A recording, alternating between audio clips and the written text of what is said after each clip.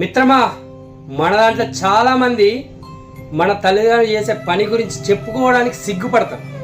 అంటే మా తల్లిదండ్రులు ఈ పని చేస్తారు, మా తల్లిదండ్రులు వ్యవసాయం చేస్తారు, మా తల్లిదండ్రులు కూలి పని చేస్తారని చెప్పుకోవడానికి సిగ్గుపడతారు.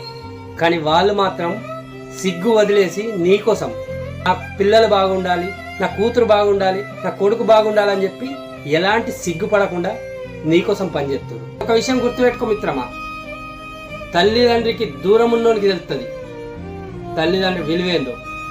ఎందుకంటే వాడిల్లికి వాడే ఒక రోజు చుట్టంలా వచ్చే అవకాశం ఉంటుంది. అలాంటి పరిస్థితి నీకు రాకుండా చూసుకో.